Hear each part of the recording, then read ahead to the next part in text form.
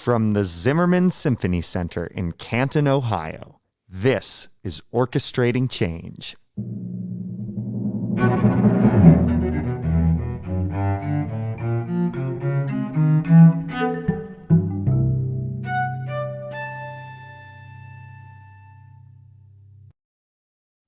I'm Matthew Jenkins Yarashevitz, Associate Conductor of the Canton Symphony Orchestra.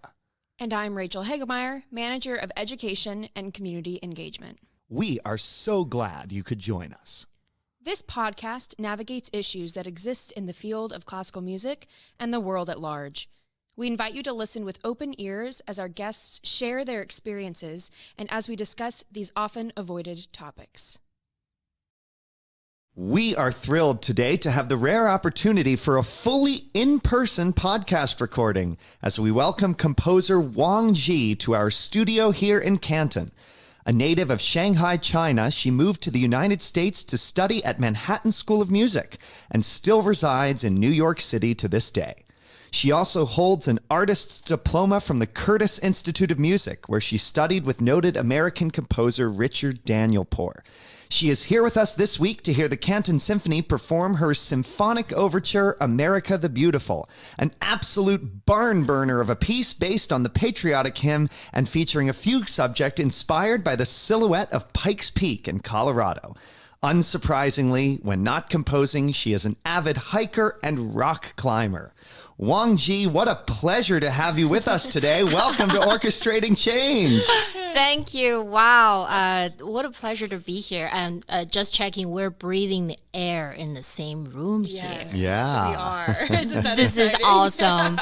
Can you just tell us a little bit about you and how you grew up and just who you are as a person? Sure. I grew up in a very cosmopolitan culture because Shanghai is unlike any other city in China. And so I happen to have lots of people around me who were musicians at the highest caliber. So just to give you a few names, I've been mentored privately by the former president of the Shanghai Conservatory of Music since I was 4 years old. Wow. I was one of the 6 of his original composition / piano studio. The first year he returned from Germany. He was one of the first musicians that were sent to Germany to study classical music, composition, and piano, and then he returned to China to head the Shanghai Conservatory Department of Composition in 1983, I believe. Wow. And then 1984, I entered his studio. And he mentored me throughout my 14 years of journey until I enrolled at the Shanghai Conservatory of Music in the composition department. And then a year and a half later, I moved to New York on a scholarship from Manhattan School. Now that's the mentoring part.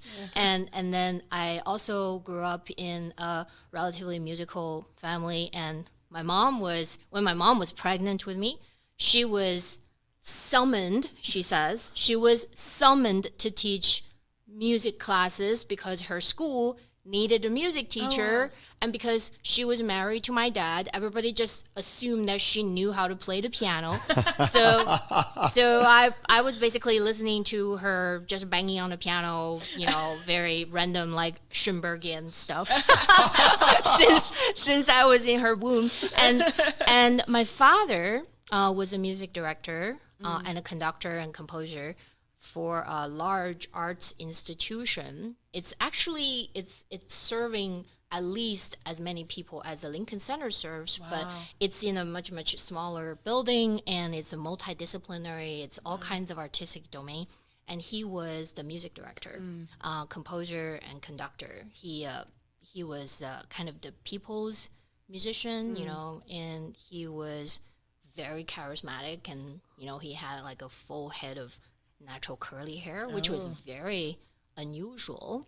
And so people just saw him and as the natural leader for this art form. So in his district, which was one of the biggest districts in Shanghai, industry, military, import-export, agriculture, you name it, education, of course.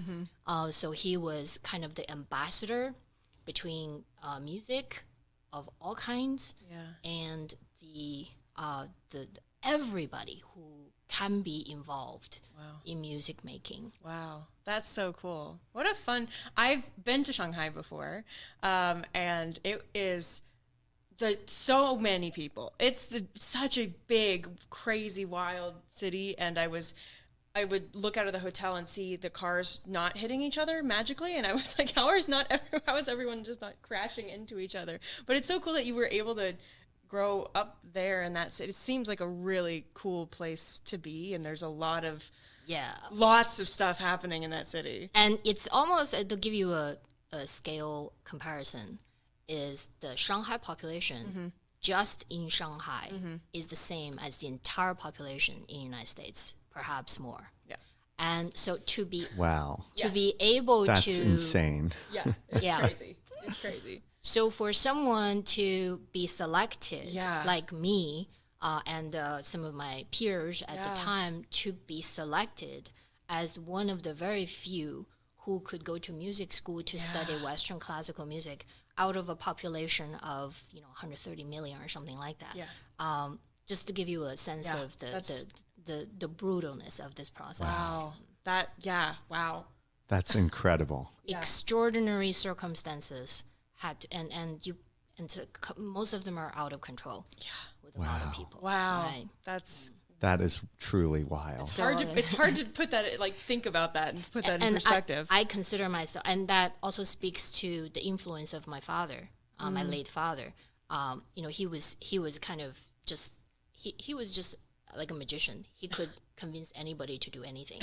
So he would put me into Dr. Yang Liqing's studio, just by, I don't know what strings he pulled or what he said or whatever, but he made that happen. And Dr. Yang was willing to take me. It's a mutual selection. Wow. As a conductor, I know that it's a good trait to have to never take no for an answer. Oh, wow. I have stories. Oh, my gosh. Yeah, no, I've done a lot of cool things in my career simply by not taking no for an answer. You just push, Yeah. So you started, I guess when you started at the age of 4, you were studying both piano and composition right away. Not knowingly. Okay, Yes. Tell us about that. Well, I believe most of the teaching and the influence between interpersonal influence are nonverbal. Verbally, what was delivered to me were piano lessons and musicianship. And every once in a while, some oral skills, some ear training, some, whatever. But it's the way my teacher was that was the most influential. And he was both a accomplished pianist, very musical, but was also one of those composers that just had so much feelings and insights about classical music. I just remember, and he had such a humorous and warm way of delivering his observations, and he never repeated himself. He was always developing these insights and refreshed views of the repertoire. I remember he was talking about harpsichord. He was like, harpsichord. It was like skeletons dancing on the metal roof. That's the sound. And I had no idea what a harpsichord sounds like. I was learning Bach. That's a pretty good I love think that. about a harpsichord. I love that so much. He would giggle, after he said that, he would giggle himself. And I was like, oh, I'll never forget that. See, it's 40-something years later. I still remember that. Wow. This is harpsichord. That's so cool. So when did you officially, you said 14 is when you really started doing composition? Actually, I started, so my dad was a people's musician. And he lived at a time where, the political environment was so saturated that he was required to compose a lot of propaganda music. Also because he was director of choruses and he curated performance in the military, in the agriculture industry, and all of those sectors. So he was trained as a composer as well. So he wrote a lot of the stuff that he was supposed to compose. And a lot of them, of course, carried words and carried messages of the party and of the government. And when he came home, and he would make sure that I would never go near those music that he composed. And so his story was actually quite tragic because in a matter of a decade, a little more than a decade, after he had achieved tremendous influence in the art scene, he started a youth orchestra. He put an instrument in anybody who wanted to play instrument. He was able to put a busload of the best music teacher from Shanghai Conservatory to teach a Sunday music program, and he sponsored kids who could not afford to come to the music program, and it was such a big success. But then the corruption got to him, and his artistic instincts just didn't get flourished in this kind of work for whatever reason. It's too complicated to unfold here. But what I learned from him is that he would come home and he would say, you copy Bach.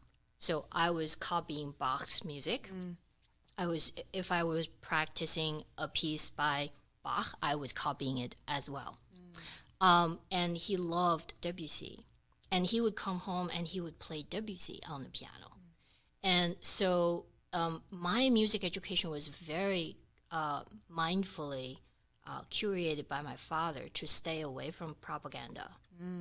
So that was kind of my first lesson in music, is that if I could keep my eyes on the ball, and the ball is the art form itself, and his life story is a cautionary tale for me, is that if I were to focus on the stuff that dresses music up, I might suffer his consequences. So this is kind of my internal dialogue that goes on quite a bit in my career and in how I pursue my career as well. Wow.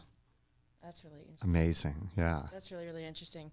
That's something I feel like is such, I don't think Americans can ever really understand a lot of what you just said. Like, it's really hard to comprehend that to me because, just a very different world, different space, different way of community happening. And I think that that's really interesting that and like looking at your music now and your bio and the way that you're on social media and your portrayal, like I think you say you're like part cartoon character, right? Like you're so individual. Like you're one of the most, just by like looking at you feel like one of the most individual people I've ever, like you're just, and I feel like that story that you just told kind of is indicative of why that is. Like you're such an individual, and I think that that's really cool. And your music is so individual, and thank you. Yeah, it's I when thinking about composing and the choices you make when you're composing, I'd love to know, like after that, just after that story, how you think about composition, and when you're, now that you've matured in your composition, like what is it that you think about? Like what is the important thing to you when you're like, I'm gonna now compose something? What are you thinking about? Wow. This question is so fertile. I feel like I need a few years just to be able to answer it in a meaningful way. But I think, and I know this because I'm a living proof of that. I know that music, and especially music without words, is the closest metaphor that we have to the human condition. So, for example, it's like when I think about creating something, I'm thinking about, I'm sending all these sound waves out to the audience. And there's, it doesn't matter how hard I send, if the audience is not there to receive it, it doesn't happen. Yeah. So 50% of the music making process happens in our audiences, from our audiences. Okay, it doesn't matter that you have the best intention in the world. If what you send out there, the audience's body is not responding in a way that you designed it to respond, then it didn't happen. It didn't happen. Wow. So 50%. And I if I say this to some of my students, which I do sometimes, they look at me like I'm an alien. but I come to this knowledge because I regard my own body as an instrument, not just an instrument of creativity, but also an instrument of I am a musician. I'm also an audience member. I've been going to concerts since I was, I don't even know, 4 years old, you know. And I went to many concerts. And sound waves are and vibrations are something that we all share as our body. Our body is constantly in motion. And the reason why it is in motion is that the cells are vibrating, the energies are vibrating, you know, our brain is alive, the body is alive, because there's all these frequencies and it's all these vibrations. So when I think about composing, and this is a long time coming, is that I'm creating these sonic objects, however you want to call it, right? And that, and by whatever design, and I think of it as an alchemy of frequencies and vibrations, and I send it out there to the people through the musicianship and the rehearsal and all the thousands of hours of their effort and practice to hone their craft. All of these people, the entire village shows up, and then eventually, you know, it reaches the audience's bodies. This is the part I think most people are not on the same page with me. This is a extremely personal and physical, because we're reaching inside of their body. And bodies are sacred. Only surgeons can do that. And very intimate people in our lives get to touch our body. And in this very intimate and very personal way. Wow. So the closest parallel I've found is actually food. So, because we're literally, you know, it's like breathing, right? Breathing is something we all share, but food is known and seen as kind of like a individualized experience. But food goes inside your body. It's very personal. It does things. It does things. And so what we feed our audiences, the nutrition that we're able to deliver, the sensations and all of it, it's not just one or two things. It's the whole thing.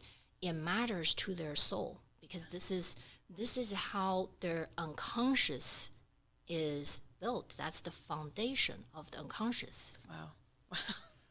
You know, the only other time I've ever heard anyone talk like this about music was when Daniel Barenboim, I had the pleasure of meeting Daniel Barenboim, and when he was talking about Wagner, and how I'm jealous.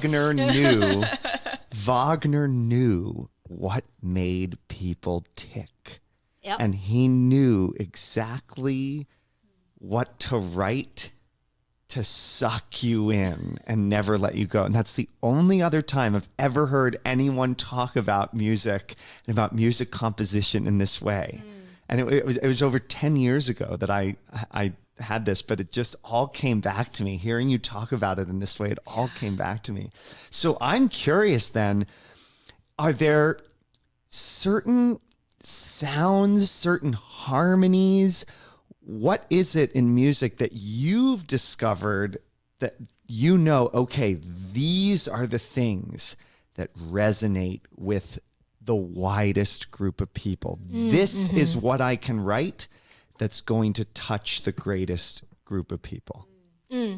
I love this question because, and I don't claim that I have an answer to it, because every piece I write is really just another attempt to solve an aesthetic problem that does not have a solution. And so, for example, do you think we solved a problem that was articulated from 2,000 something years ago by Socrates and Plato's alike? That what is happiness and what makes life worth living? Do I think we have solved it? I think I think what you're getting at possibly is it's an eternal question that every generation strives to answer, and that there isn't necessarily a right answer. Right. And the same aesthetic question is also still open for composers.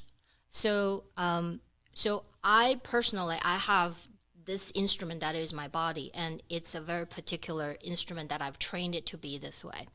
But some of my innate gift comes from that I'm a symbolic thinker, which means I don't think in linear ways. And actually thinking in linear ways is not like my weaknesses or anything. I just prefer another modality of processing sensory information. So when I say symbolic thinking or feeling is actually a better word, you can't think your way through aesthetic problems. And in the best possible scenarios, when all the stars line up for me, I might get to taste one little whiff of flow where everything just kind of effortlessly lock into its places. And it's almost like a much superior force just, took my hand and said, just do this. It doesn't make sense. I'm like, oh my God.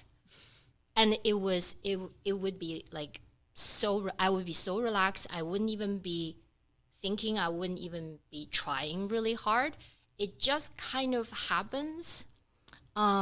So when I think about what I can do as a living composer today, I think of Johann Sebastian Bach.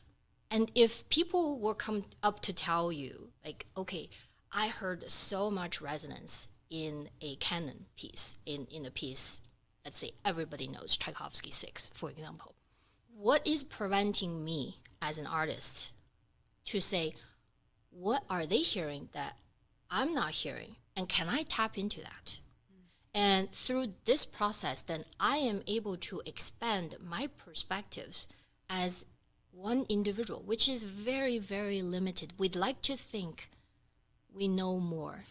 And now we are more than just a mere individual. And I have James Baldwin in my court for this perspective, is that the artist's ultimate mission is to be able to expand our perspectives to include millions of other perspectives. And this is how we get to create works such as what Shakespeare did. Shakespeare was an anonymous writer. Shakespeare didn't even feel he or she needed to, claim who he or she was. And so this entire body of work is timeless. But at the time, it could be marketed as timely. You see what I mean?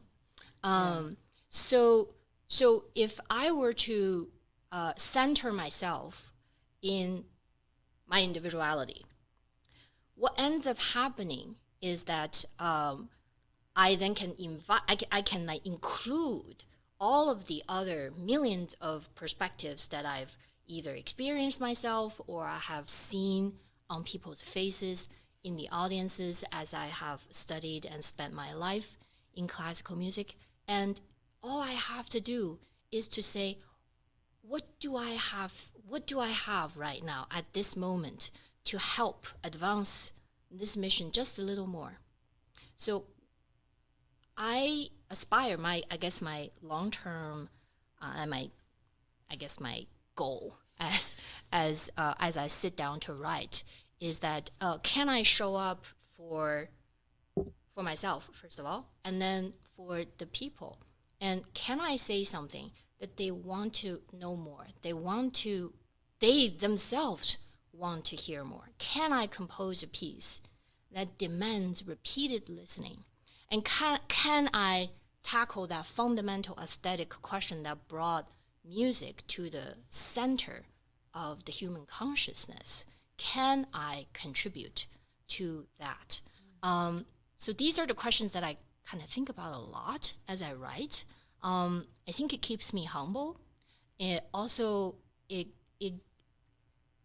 it's the kind of project that demands many lifespans. That's why in a culture that is demands very quick return of your investment, and in a scarcity culture especially, I think this kind of work often just kind of stay in the background a little bit, just like Johann Sebastian Bach was doing this kind of work. But in his lifetime, it was just not something that people appreciated as much as we do. But in his lifetime, he was doing this essential work of just, can we just put one step further in this inquiry, this aesthetic inquiry that sustains the life force of the art form. I've never met another composer who's given an answer even close to that. Yeah. Really incredible. It's so incredible to have this insight into your mind and the way you think about music and life and everything. Really, really. Thank you so much for sharing all of this with us. I love how much you're talking about the audience and how important they are and how important listening is. And, when we're thinking about like young people and we're like, we need to, like, the next generation of musicians, it's creating the next audience members, the next generation of who's in our audience, and having a thought process like that of like the audience is just involved in what's happening on stage as the musicians are, is I think a perspective that a lot of audiences feel like there's like a wall between the stage and the audience. And what all the stuff you're saying is like, nope, that's not there. There is no wall. It is an exchange between the audience and the musicians. And I just think that is really interesting to think about, because I don't think a lot of people do realize that. Thank you for saying that, Rachel. I think the wall is down when the music is present, but the wall is always there. Yeah. There is a theatrical wall, because concert music, believe it or not, is still a stage art. Yeah, it's presenting as a stage art. So there is the there is the, I guess the word is orator. It's public speaking. Yeah. Okay, we're not trying to have a conversation. That's for after the concert. We're not having a conversation with our audience when the music is playing, and the wall. Is the wall could be many things, right? There's just the whole barrier of the unknown. People are investing their time and they're buying a ticket to come and see something. So, but they also want to be elated. Okay, so this might be the perfect time that I bring in something that I also been thinking about a lot, is the chunky tomato example. Okay, I can't wait to see where this is going. I don't like chunky tomatoes, just for the record. Exactly. So, so Malcolm Gladwell and what's his name, Miskovsky, or there's this. It's been a while since I look at these names, but they did this whole research, okay, and then the whole chunky tomato thing changed the food industry forever. And I won't get into details because Malcolm Gladwell's TED Talk would give you a lot of that detail of the research and how that came about. But the moral of the story for us classical musicians is that, okay, so in the end, we know audiences don't know what they want. Even if they tell you what they want, they don't know what they want. And they don't even know what they would like to want, right? Until all this, 36 flavors of tomato sauce and pasta, spaghetti sauce is presented. And then they were like, what? A third of people like chunky tomatoes. And nobody's even mentioned after all the focus groups, after all these years and decades of R&D and all of that. Okay, nobody really knew.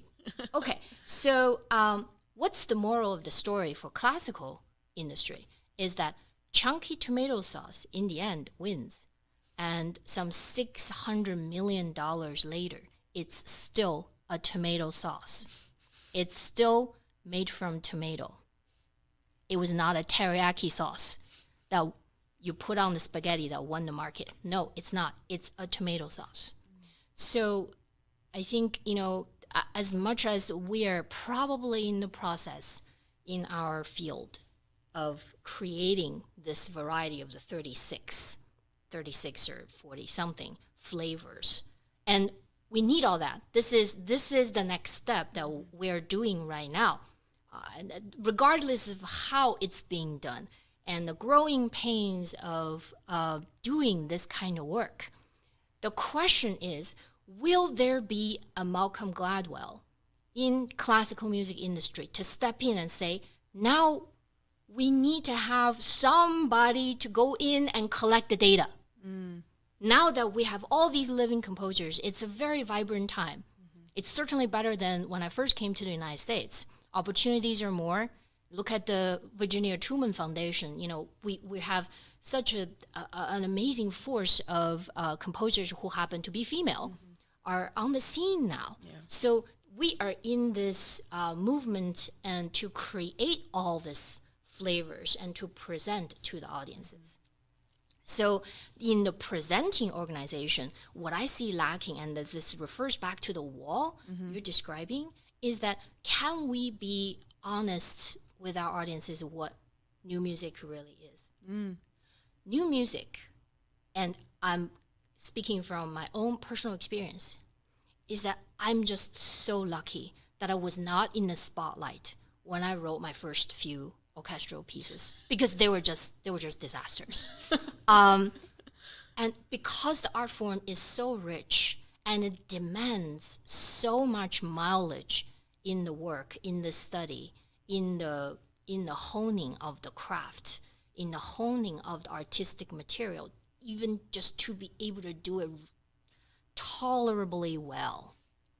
It takes decades for a composer such as myself to be able to go up to an audience and just say, would you bear with me, because what you're witnessing is a product of my learning experience, and I'm really just at the door. And would you tell me what you hear? So I think it's really dangerous for artistic institutions to present composers' work as master or like perfect, because then the audience has the pressure, especially I did as an audience member. Oh, this is supposed to be amazing, but I don't resonate with it. And it's okay. It should be okay that I don't resonate with it. Yeah. But then somehow I was left with the impression that I was stupid, that I didn't get what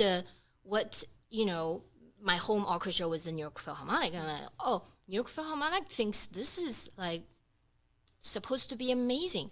But it did not resonate with me. And so if this kind of energy gets repeated too much, and if, let's say, a lot of people get this message, slowly, the slow drip of these psychological barriers, that's what makes the wall that you're describing, which, it really just takes a very simple, here's what I've been, if the composer, such as myself, if I had the opportunity back then to just relate this to my audiences, here's the struggles that I try to overcome in this composition, or here is a set of problems that I'm wondering out loud in this piece that I'm presenting to you. Yeah. It's nowhere near perfect. It's nowhere near finished. I don't know that I'll ever be able to finish a composition. I can try to do better and to solve a few problems that I'm unable to do right now in my next piece. But right now, this is the best I can present to you as a living composer. Yeah. Wow. It's so interesting because, we use the word masterworks to describe, and most orchestras do. I was just thinking about that. We use the word masterworks to describe our classical series, exactly to your point. Yeah. whoa, this orchestra is stating that the pieces on this concert are masterpieces, and yet not everyone is going to resonate with them. Now, from my perspective, as a musician, like I know, okay, I'm not going to love every piece. And some of the pieces that I love, not everybody else is going to love. I adore the music of Ralph Vaughan Williams. Not many other American conductors like his music probably as much as I do. But I love his music. It resonates with me in a way that no one else's music does. And I hate the music of George Frederick Handel. And yet so many people want to hear the Messiah at Christmas. And I'm like, oh, you take your Messiah. I'll go hear Vaughan Williams Hodie. But it's so fascinating. We in the industry are like, okay, it's okay if we don't like everything that we hear. It's okay. But the people in the audience are not necessarily thinking like that. Yeah. That's, and we so often tell, this idea with perfection, or what is like a masterpiece and all of that, of, dealing with young people in a youth symphony, and they get so worked up when something's not perfect and the fact that they messed up. And we're constantly telling them, it's never going to be perfect. There is no such thing as a perfect performance. And then, like to your point, then we go to these concerts and say, well, I didn't like that. What's wrong with me? Or I don't understand it, so I must not be a great musician because I don't get this new piece. Or what was this orchestra thinking? Why would they even, program something like that? I think it's like this flawed mentality that, we have, like this idea of like we have to strive to be perfect. And I think what you said is like, we're just like, it's never finished. We're just striving to be and to do something that's going to resonate and that will last and speak to the human condition for longer than our own lifetimes. And I'm so glad you're saying this, because, a lot of, like I said in the first part of our interview today, is that music is the greatest metaphor of the human condition. Yeah. Because how many of us suffer from imposter syndrome and perfectionism?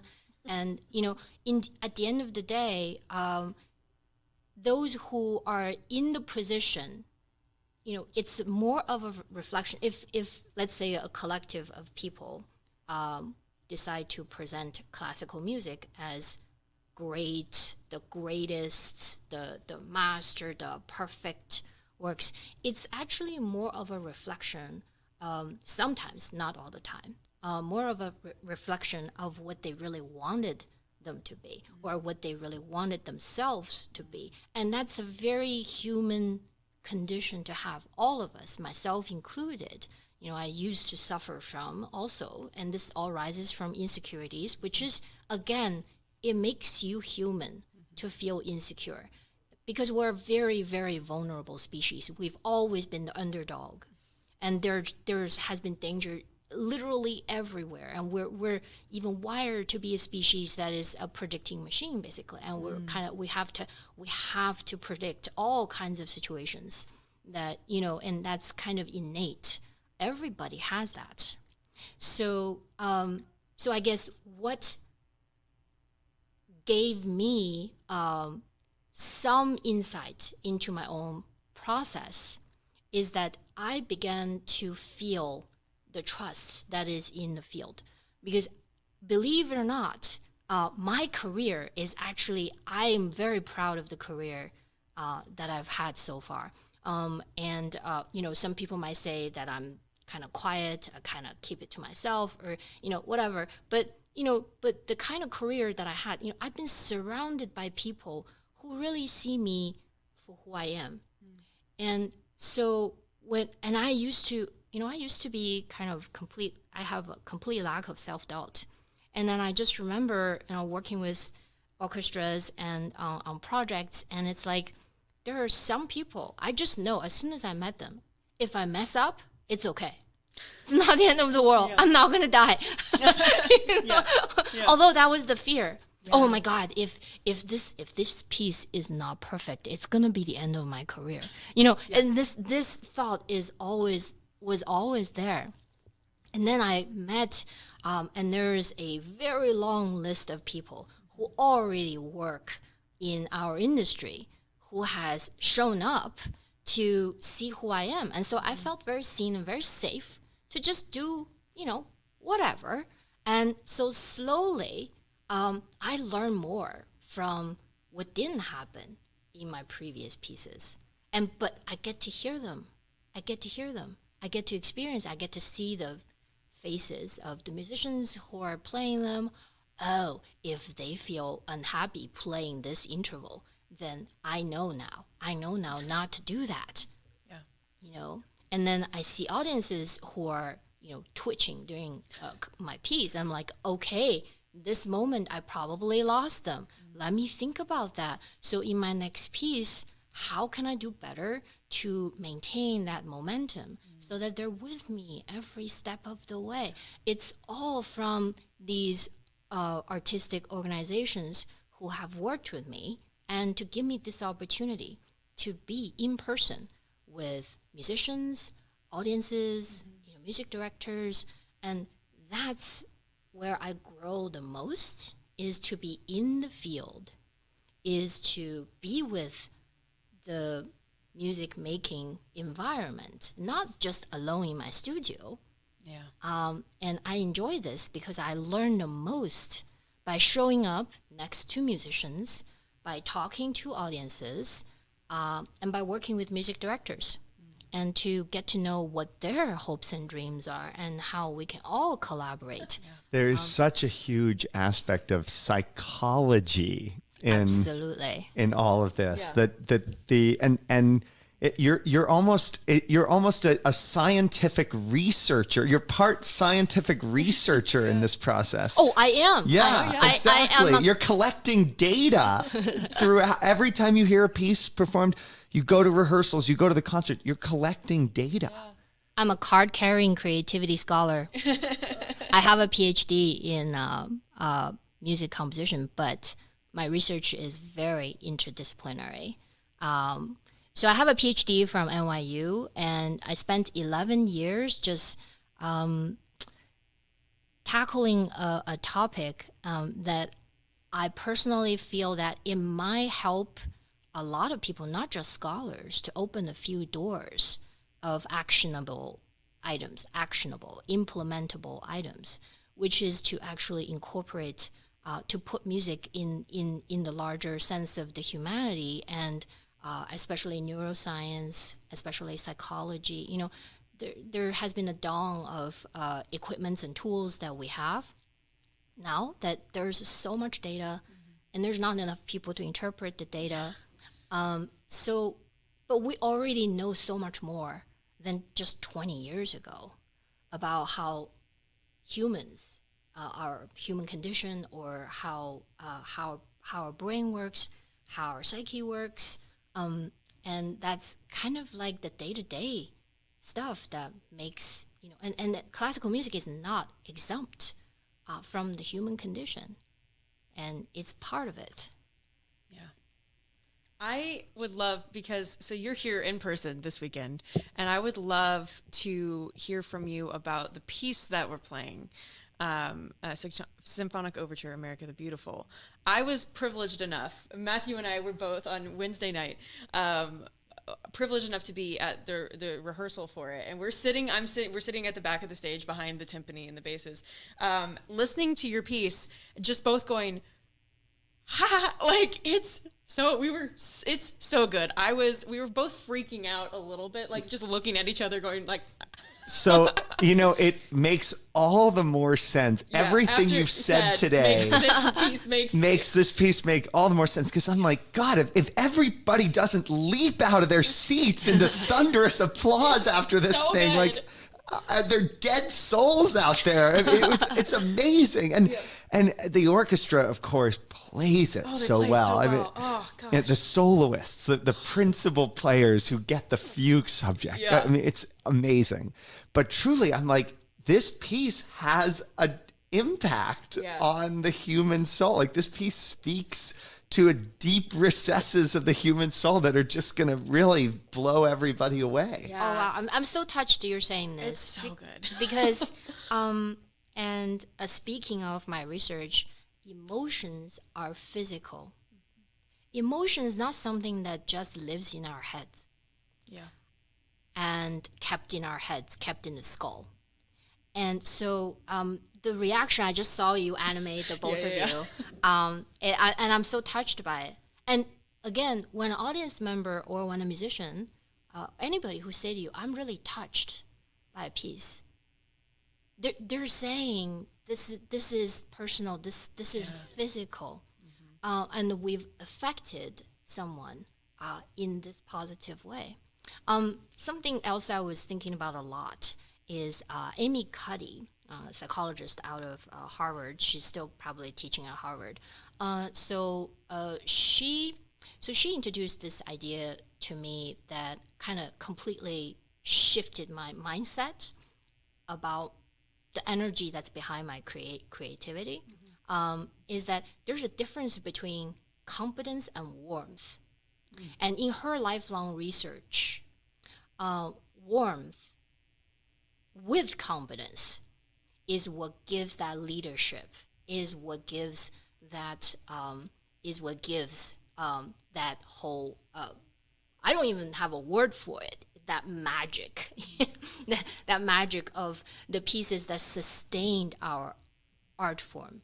It reaches somehow, but the warmth part.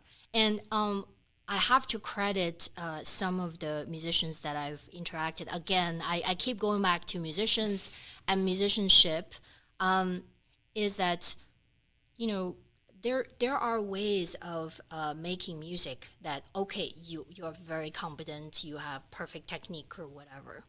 But some musicians, you know, it's the same note, but when they play it, it sounds affectionate. Yeah.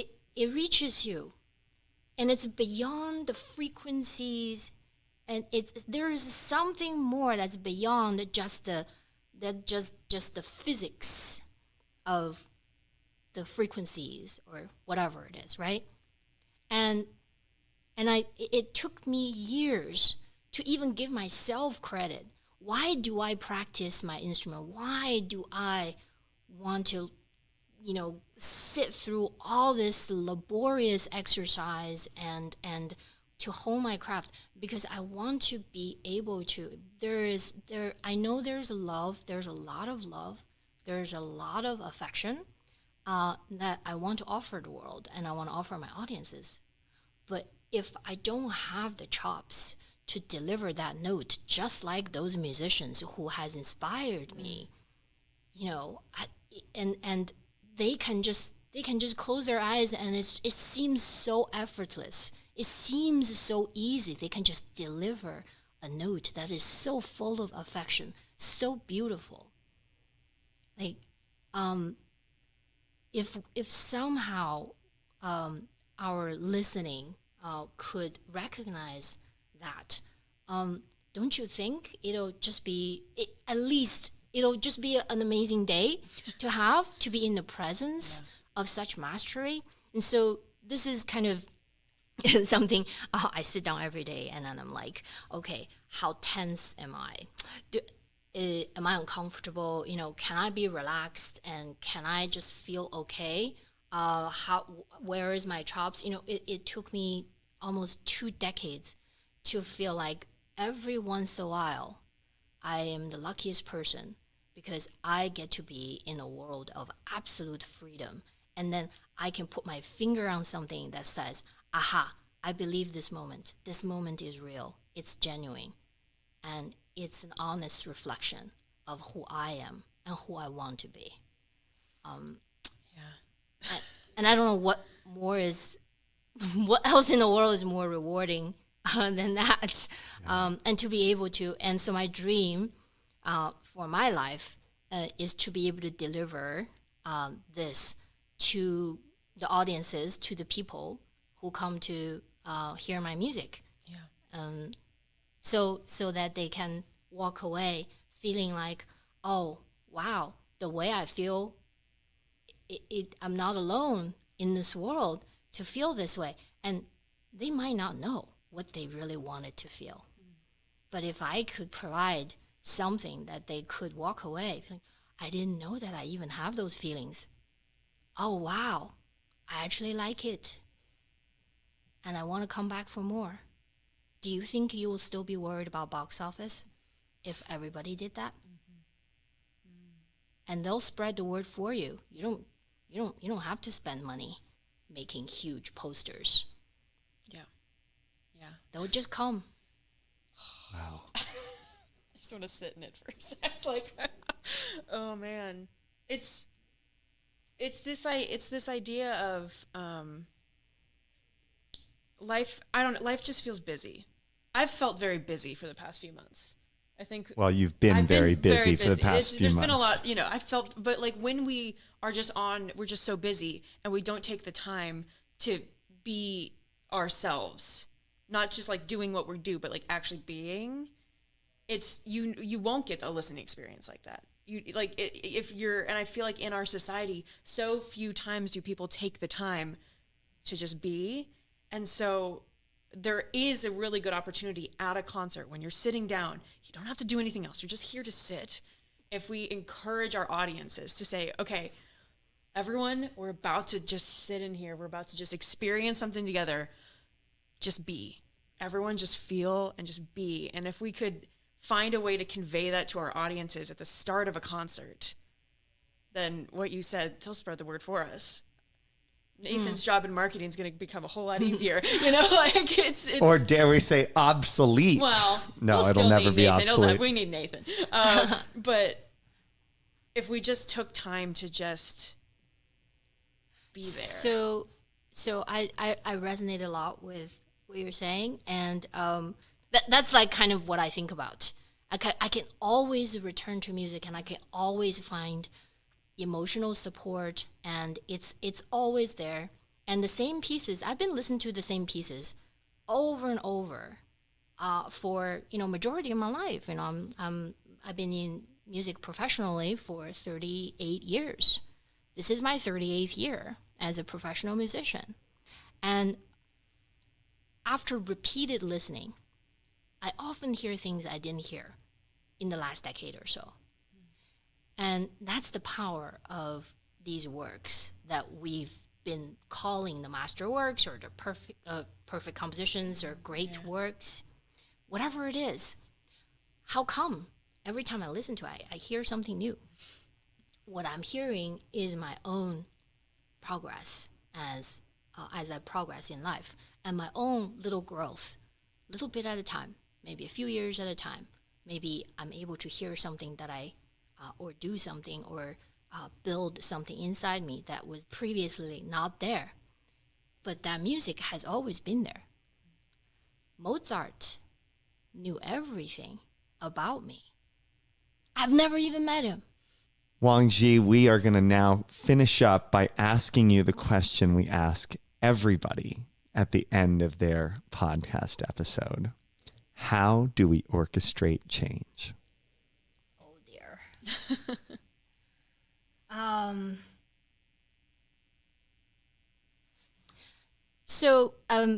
Here's something that I actually really want to share with people who are listening to your show, people who care about the art form as much as I do. And I think there are a lot of folks out there who care about the art form. We live in a world where solutions are fewer than the challenges.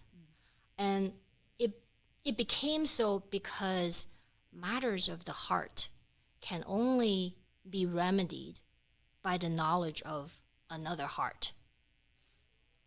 So the rib cages has to be gone. Okay, and we've been in trouble for a long time because we create more tools than poetry. And so the change that we all want to see happen, maybe there's one change that we all want to see happen. But what I see is the real changes. Think about how Johann Sebastian Bach changed Western classical music for the better forever. But he was an essential worker. By that, I mean there are works that composers can do that can be groundbreaking. It can be. But that's the tip of the iceberg. But someone like Bach, who was very industrious and prolific and humble, and he sits there day in, day out, creating thousands and thousands of works. And he created them for God as he signs some of his manuscripts. And he suffered some reputation that were undesirable at his time. But that's the kind of work. It seems insignificant at the time. And so the change that I would love to see is a field in classical music is that a few people would then take a look around and give someone like me who's doing the essential work. I don't know that I can be groundbreaking. I can't predict the future. But all I'm doing is just putting one foot in front of another. And all I'm asking for is to, and it's already happening, start to happen, is to have work. So I get to hear my creations in the presence, and so that it can be witnessed to have been born.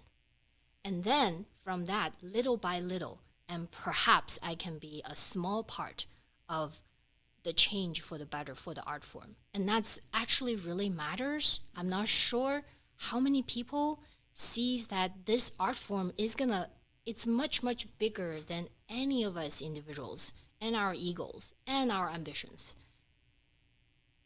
It has survived all this time, and it will continue to. Mm-hmm. So the little change I can do is to create the kind of work that I believe in, and that audience want to come back to, and that people find rewarding to be with my music.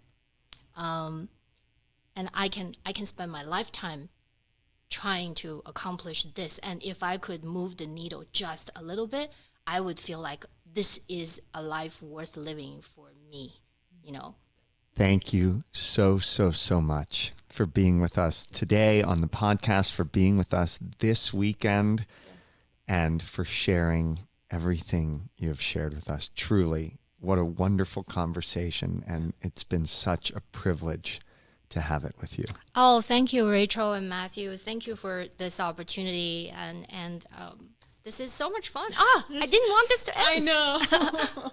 Wang Jie, composer extraordinaire. Thank you. It's been a pleasure. Thank you. Orchestrating Change is a production of the Canton Symphony Orchestra. Our theme music was composed by Eric Gould and performed by Derek Snyder and Tim Adams. Our audio engineer and mixer is Nathan Maslick, with video and audio editing by Shoreline Media. Thank you for listening, and see you next time.